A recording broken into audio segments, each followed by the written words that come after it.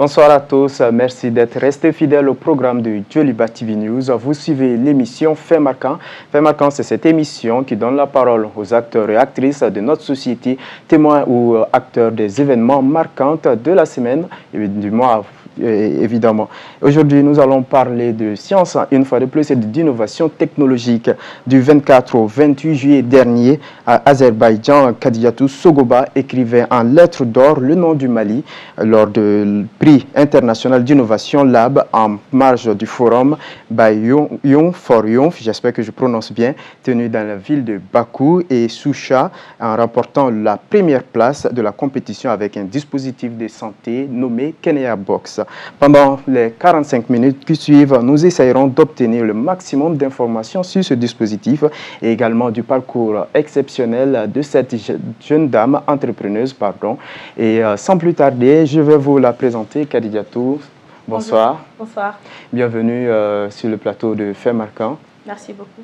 Alors, je le disais tantôt, Kadiatou Sogoba est promotrice de Kenya Box, cofondatrice et directrice de la start-up Kenya Box et le dispositif qui a remporté le premier prix international d'innovation Lab à Azerbaïdjan, je le rappelais. Vous êtes également cofondatrice de la start-up Sebeu, ambassadrice de Young for Peace, ISCO 2024, détentrice d'une licence en gestion d'entreprise, en finance comptabilité, une formation en génie logiciel, une formation qui se veut courte, vous l'avez rappelé. Oui, Kadiatou a déjà remporté plusieurs prix hors de ce prix, ce prix dont nous allons parler. Parmi les prix, vous êtes au premier prix catégorie Startup e-santé Berlin en Allemagne 2023. Et premier prix national Falling Walls Bamako 2023, lauréat du prix Farafina Fanga 2023 également, lauréat de Poesam Orange 2022, lauréat de e-Days IP Smart 2022, lauréat du prix d'innovation au Salep 2019. Vous l'aviez compris, notre invitée est brillante. Kadiatou, avant de vous donner la parole, je vous dis déjà félicitations pour votre parcours. Merci. Et félicitations pour avoir hissé haut les drapeaux du Mali. Mais on va quand même suivre, si la régie le permet, cette déclaration qui vous fait première lors de la compétition d'innovation Lab à Azerbaïdjan.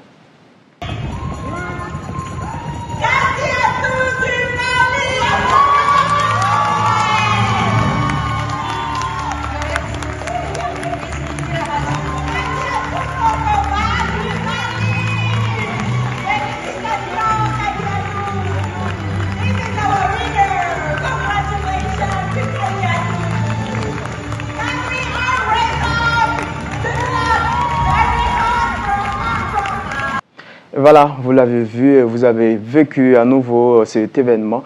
Kadiatou, qu'est-ce que ça fait en tant que Malienne de se hisser haut dans une compétition internationale?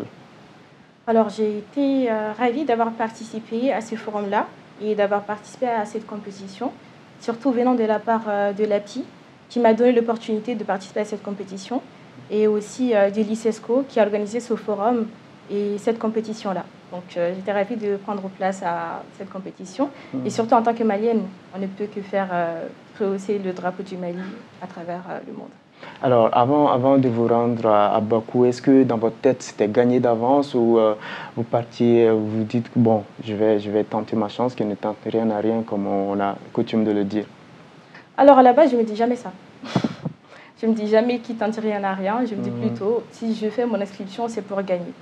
Il n'y a pas d'autre choix, je dois gagner, et puis c'est tout. C'est vraiment ça qui me donne de la force. D'accord. Quelle est la base de cette force-là? Est-ce que c'est la formation ou d'où tirez-vous cette source de motivation? Alors, cette source de motivation, je la tire de la volonté. Juste la volonté. Et peut-être de la force et de la formation. Et là, quand on parle de formation, quand on parle de projet, s'il n'y a pas de volonté, ça ne peut pas avancer. Donc, c'est vraiment de la volonté d'aller en avant. C'est tout ça. D'accord. Maintenant, on va parler du dispositif qui vous a permis d'être lauréate. Il s'agit de Kenya Box. Alors, pour tous les Maliens et pour tous ceux qui nous regardent, qu'est-ce que c'est Kenya Box? Alors, Kenya Box, c'est un dispositif médical qui est fait à partir de plastique et de composants électroniques recyclés avec une application mobile. Donc, on connecte les deux ensemble et qui a plusieurs fonctionnalités comme l'assistance médicale en français, en anglais, en arabe et dans nos langues locales. C'est-à-dire le Peul, le Bambara, le Soninké, même d'autres langues d'autres pays voisins.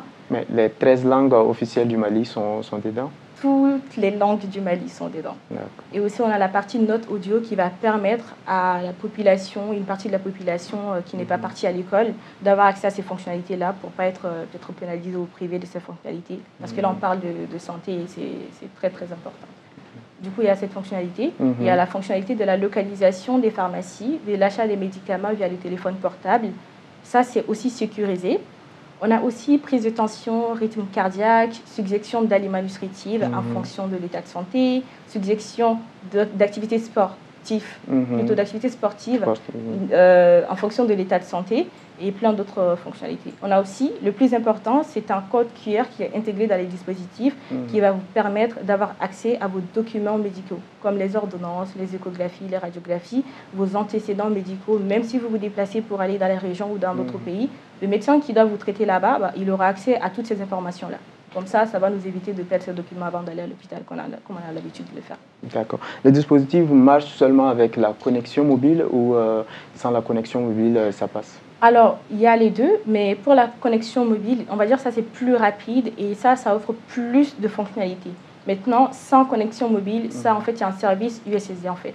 C'est un peu le principe. Le service USSD, pour ceux qui ne sont pas scientifiques, c'est quoi?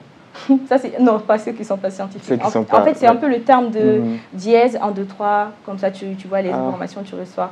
Un peu comme ça, quoi. D'accord.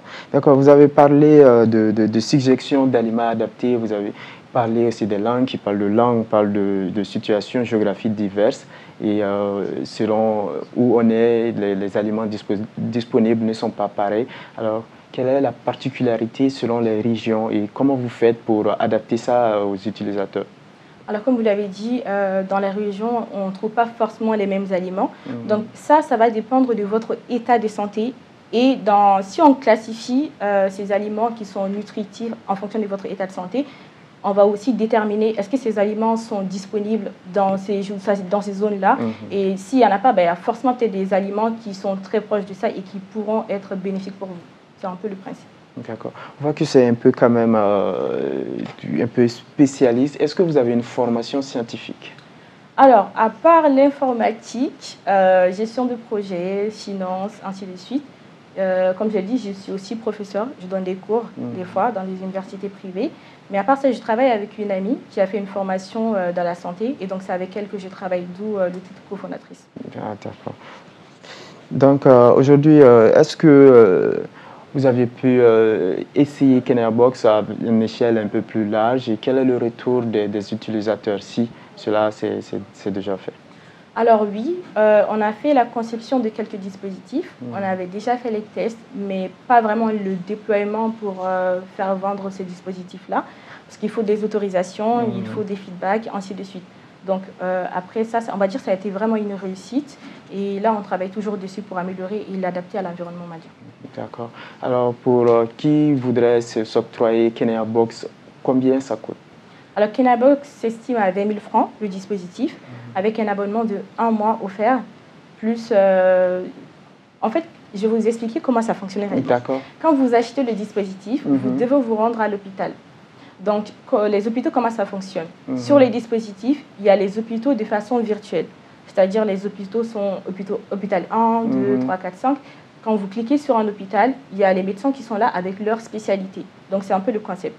Maintenant, vous partez à l'hôpital, ils vont faire une analyse complète de votre état de santé. Ils vont mettre ça sur la fiche médicale et le programme pourra commencer.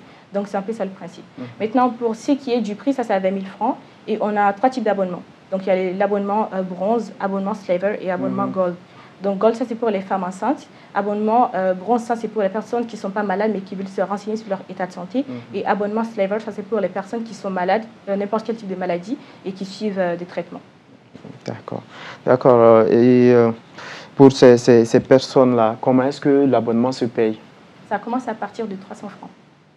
Et par mois. Comment est-ce que vous aviez un compte ou sur n'importe quel opérateur? Exactement. Ça sera sur n'importe quel opérateur pour le paiement. D'accord. D'accord. Vous avez parlé de l'apport de l'API dans votre formation. Est-ce que vous pouvez un peu plus développer pour ces jeunes qui nous regardent, qui ont envie de suivre vos traces? Qu'est-ce que l'API a apporté concrètement dans votre formation et dans la réalisation de ce brillant parcours? Alors, en dehors même de ce prix, on va dire qu'il y a eu des formations que j'ai suivies au niveau de l'API. Peut-être une formation une fois à l'API et je suis leur activité sur les réseaux sociaux et je me suis plus renseignée sur l'enregistrement et les investissements qu'ils font pour les startups, des aides venant de leurs partenaires.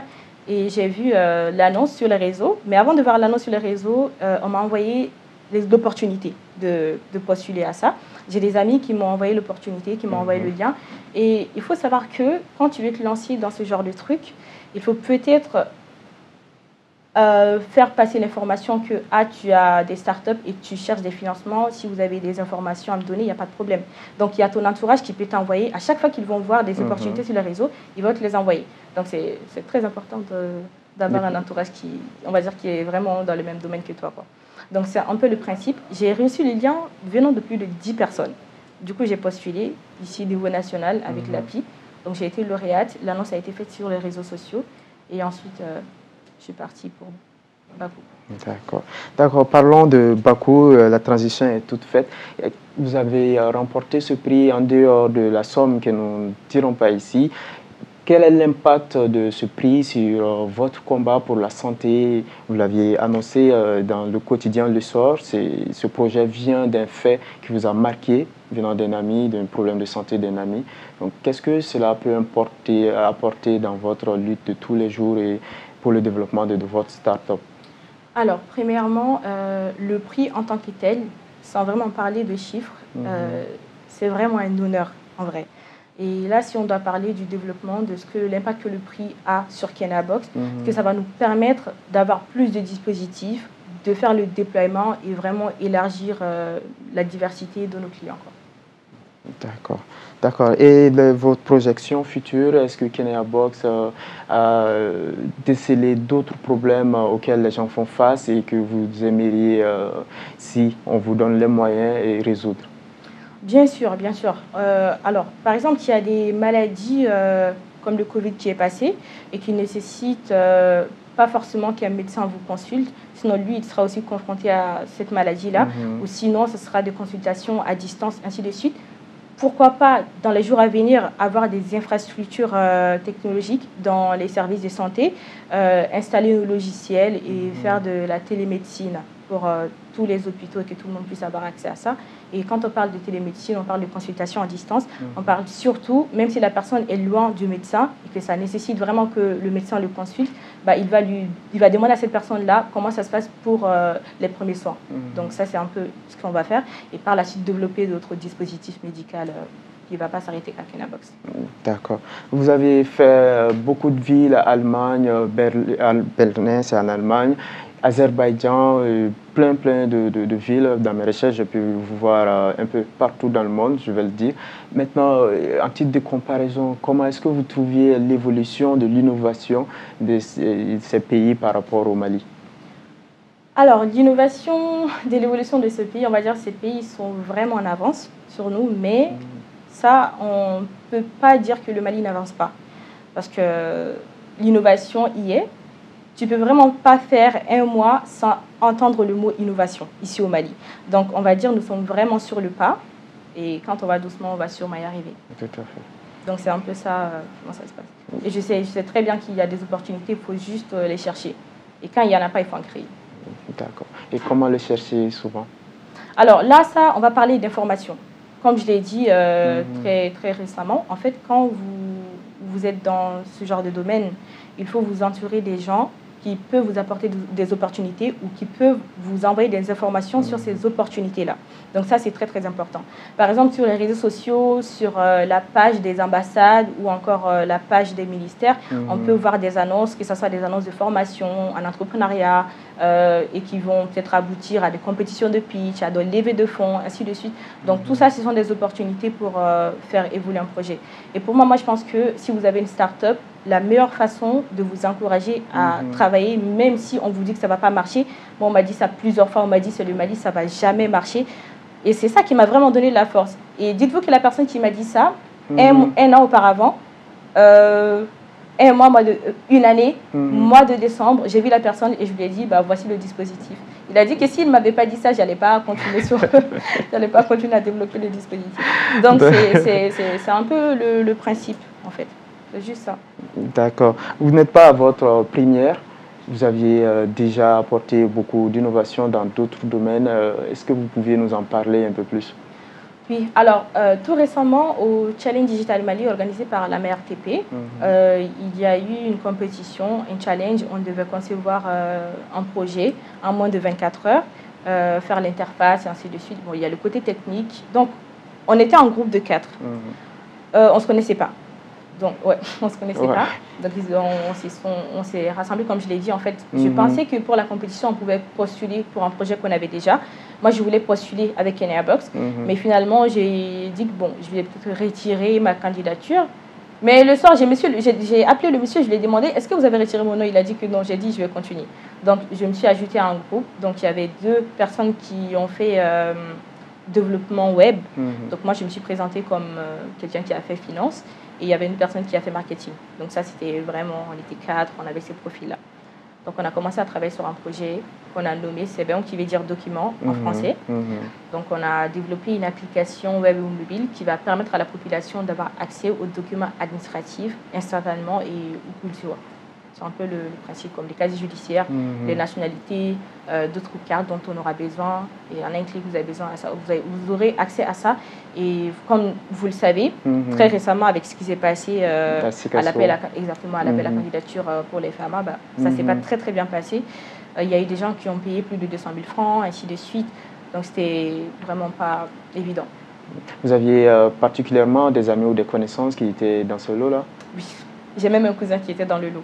Donc, c'était très compliqué. Et il faut savoir que je pense que ce qui nous a fait gagner, c'est le fait d'avoir mentionné ce que le président, Assimi Goïta, avait dit lors de son discours.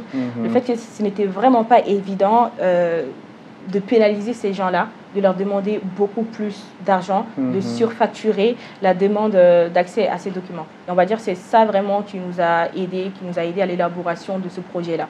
Donc, c'est un peu ça. D'accord. Et à la suite de ce que le président a dit, bien que la semaine dernière, le ministre de la Jeunesse et des Sports est revenu sur les mêmes choses et ils envisagent d'utiliser les QR codes désormais pour l'accès au stade.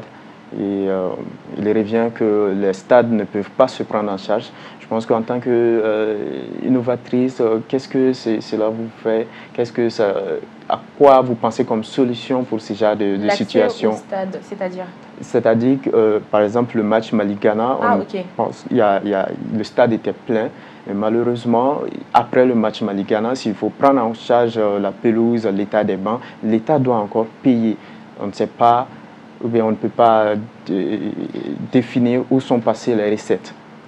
Où sont passées l'argent qui a été... Oui, l'argent des recettes n'est pas recouvré en totalité. Alors, pour ça, je pense que la solution du code QR est bien, mais est-ce que tout le monde a un téléphone qui peut vraiment peut-être Android, iPhone? Non, il y a des gens qui ont des téléphones avec des touches de boutons, ainsi de suite. Donc, comment ça va se passer avec eux? Peut-être un code QR sur un ticket, par exemple. Je ne sais pas si c'est de l'e-ticket vous parlez sur les téléphones. Ouais, il a parlé de tickets, il a parlé de code QR. Il dit d'informatiser tous les dispositifs des stades pour que au moins les stades puissent au moins se prendre en charge. Oui, pourquoi pas. Mais il y a un mais. En fait, là, il y a 2 choses. Soit ça sera sur téléphone, le code QR sur le téléphone qu'on scannera et directement quand vous scannez, c'est-à-dire que vous allez prendre votre ticket à travers votre téléphone. Ça peut se faire par exemple par Orange Money plutôt, ou par Sama Money, ou ainsi de suite. Comme ça, l'argent ira directement sur le compte de l'État. Comme ça, il n'y aura pas de... Donc pourquoi pas avec le téléphone, mais même avec ça, est-ce que tout le monde a un téléphone adapté à ça? Donc il y a ça. Maintenant, pour les tickets sur papier, pourquoi pas? Ça aussi, ça peut le faire. Vous allez faire le paiement, vous allez récupérer le ticket avec le numéro à la porte. Et ça, je pense que ça sera transparent quand même. Mais ce n'est pas écologique. Cette notion d'écologie, ça vous tient beaucoup à cœur? Beaucoup à cœur, oui. transformation. Vous avez parlé du dispositif qui a été créé avec des déchets ou bien, de ce que je terme, des plastiques récupérés. Comment se passe ce processus-là? Alors, en fait, c'est de faire fondre ces plastiques-là, mais ces plastiques sont à part, ça c'est différent des autres plastiques qu'on voit partout, mais ce sont des plastiques à part et qu'on recycle. Du coup, ça sera des plastiques qui vont former le cadran du dispositif. Maintenant, quand on parle de composants électroniques recyclés, comme vous le savez, il y a beaucoup de composants électroniques qui sont jetés et ainsi de suite, alors que pour la conception des composants électroniques, il faut forcément des ressources naturelles, comme des fois l'uranium, ainsi de suite. Donc, il ne faut pas quand même abuser sur les ressources. Et quand ces ressources-là, quand on les utilise, il n'y a pas de renouvellement. Pourquoi ne pas réutiliser ces composants électroniques et en faire des dispositifs? Et comment vous en procurez? Pour les composants? Pour les composantes et les trucs électroniques. Alors, avec ce qu'on a mis sur le marché, on a commencé d'abord, le tout premier dispositif, on a commencé par les gens qui réparent les téléphones, les radios, ainsi de suite. Donc, ça a été le tout premier prototype. C'est-à-dire, on a rassemblé tout ça, on a essayé de voir ce que ça donne. Le format était un peu bizarre, mais quand même, c'était juste pour donner, est-ce que ça va donner, qu'est-ce que ça fait, ainsi de suite. Donc, c'est comme ça qu'on a commencé. Maintenant, on va vraiment décider, pas qu'au Mali, mais il faut quand même des composants électroniques qui sont quand même un peu fonctionnels et qu'on pourra utiliser. Donc, c'est un peu ça le principe. D'accord. L'équipe emploie combien de personnes à ce jour? Actuellement, l'équipe est à 7 personnes. Nous sommes à 7 personnes actuellement qui travaillent sur le projet. D'accord. Et nous sommes avec Donifab. Donifab, oui. Donifab, d'accord, intéressant. Alors, si vous devez décrire Kenya Box en Bamanankan à nos spectateurs, surtout le but de l'exercice, c'est quand même de faire comprendre aux spectateurs qu'ils ont désormais cette possibilité. Si on le fait tout en français, on va quand même sauter sur un grand pan de notre auditoria. Donc, je vais vous demander cet exercice-là d'expliquer Kenya Box en Bamanankan. Alors, pour ça, moi aussi, je vous donne un exercice. Vous allez me définir plateforme et dispositif en Bambara. Je ne peux pas le faire. Ok. C'est vous l'invité, donc ok. Voilà. Alors, Kenya Box est dispositif. Ama Famako Baradorero. Akili n'a pas téléphone ou bien moto connecté ɲɔgɔn na. Donc logiciel dɔ de b'a sanfɛla la min b'a to i bɛ se ka fonctionnalité caman sɔrɔ. Donc mɔgɔ minnu bɛ taa docteureso la a b'aw sigi pendant plus de 1 heure de temps ou 30 de temps a bɛ kɔnɔli la. Donc c'est vraiment pas évident mɔgɔ min man kɛnɛ i ka t'i sigi salle d'attente kɔnɔna la. Donc a bɛ permettre i ka rendez-vous ta ni médecin ye à l'avance. Comme ça aw bɛ heure déterminée i bɛ se ka taa o heure la directement i bɛ passer ale fɛ. A b'a permettre yɛrɛ ka docteur So mɔgɔw ka centre organisé. Comme ça, mɔgɔ caman ba tɛ kɛ yen nɔ ka u sigi ka kɔnɔli kɛ désordre tɛ yen. Il y a aussi assistance médicale b'a la. O ye i n'a fɔ n'aw mɔgɔ bɛ conseil la aw ka santé kan mɔgɔ bɛ yen mɔgɔ minnu bɛ se ka informer olu la. Bamanankan na, français la, arabe la, ani an ka langue la i n'a fɔ filakan ani ainsi de suite. Maintenant, fonctionnalité wɛrɛ b'a la min ye mɔgɔ minnu yɛrɛ ma taa école la minnu tɛ se ka fɛn kalan minnu tɛ se ka français fɔ ou bien ka kan wɛrɛ fɔ min tɛ an ka langue locale ye i n'a fɔ bamanankan ni filakan ninnu. Donc o fonctionnalité fɛnɛ b'a la pour que olu fɛnɛ bɛ se k'u ta sɔrɔ a la cogo min na. Aw bɛ se k'a ka fura fɛnɛ sa pharmacie la n'aw ka téléphone ye. Donc olu bɛɛ b'a la comme ça des fois aw bɛ obligé k'a ka document ɲini yan'aw ka taa docteureso la ou bien yan'aw ka taa pharmacie la. Donc olu bɛ se ka kɛ aw ka téléphone kɔnɔ hali n'aw déplacé ka taa jamana wɛrɛ kan ou bien n'aw déplacé ka taa région wɛrɛ la. Donc aw bɛ se ka yira mɔgɔ min bɛ ka traitement kɛ a bɛ se ka yira o la o bɛ se ka contact avec votre médecin min bɛ Bamakɔ la. Donc c'est un peu le principe de Kenya Box. D'accord. Merci de vous prêter à cet exercice. Je vous ai pris au dépourvu, mais je pense que le message essentiel est passé. Alors, est-ce que vous aviez, en dehors de ce que nous avons pu aborder lors de cet entretien, envie de partager une expérience ou une préoccupation avec le public? Alors, une expérience ou une préoccupation. Une expérience, bon, je ne vais pas parler d'expérience parce que moi, j'ai que 23 ans. J'ai rien vécu pour le moment. Mais avec tous ces prix, donc, vous avez vécu quelque chose. Car aujourd'hui, quand on tape Kenya Box sur Internet, automatiquement, on a tous vos parcours, vos communications. Il y a ce discours qui m'a impressionné en anglais où vous êtes tranquille. Donc, ok. Bon, peut-être une anecdote avec l'anglais. En vrai, c'est très très important d'apprendre l'anglais. Ce discours dont vous parlez, je n'avais même pas pensé que j'allais pouvoir vraiment faire toute la présentation en anglais. Mais je l'ai quand même fait. Comme je l'ai dit, tout dépend de la volonté. Quand on veut vraiment, on peut. Ma préoccupation se porte sur quoi? Sur l'attention de l'État sur les gens qui entreprennent, la jeunesse qui se lance dans l'entrepreneuriat, qui ont des startups révolutionnaires ici au Mali. Et surtout, on parle de l'encouragement des gens qui nous entourent. Il y a des gens qui sont vraiment sensibles, qui ont des solutions incroyables. Et si vous leur dites que, bah, écoutez, ça ne va pas marcher ici au Mali, on est au Mali, ça ne marche pas. En fait, il faut juste adapter votre solution à l'environnement malien, c'est tout. Et ces gens-là, il ne faut pas les écouter. Normalement, quand on vous dit quelque chose ne marche pas, est-ce que ça va marcher? Comme on le dit, rien ne s'éclate, tout se transforme. Et tout ce qui se transforme, c'est possible de faire transformer ces choses-là. C'est juste ça, quoi. D'accord, donc on a là l'enseignante et aussi l'entrepreneuse qui parle à la fois. Un peu. D'accord, donc c'est pratiquement la fin de cet entretien. Merci à vous d'avoir partagé de votre temps précieux avec nous pour expliquer. On va saluer les téléspectateurs et les internautes qui prennent le temps de partager et de faire en sorte que nos créateurs et tous ceux qui œuvrent à faire évoluer le Mali puissent être connus sur Internet. Cette émission a été inspiré par un internaute qui a commenté cette publication de l'API qui dit « Mais vous ne nous dites pas ce que c'est Kenya Box ». Il dit « Félicitations madame, mais l'API ne nous dit pas ce que c'est Kenya Box. On a envie de le savoir. » Et de là, nous avons pris l'initiative de vous inviter. Merci à vous d'avoir accepté de répondre à cet internaute d'abord et à nous après. Et merci pour tout ce que vous faites en matière d'innovation. On espère que l'accompagnement va suivre et que vous pourriez profiter de cette jeunesse et profiter de cette connaissance et que le Mali aussi puisse en profiter.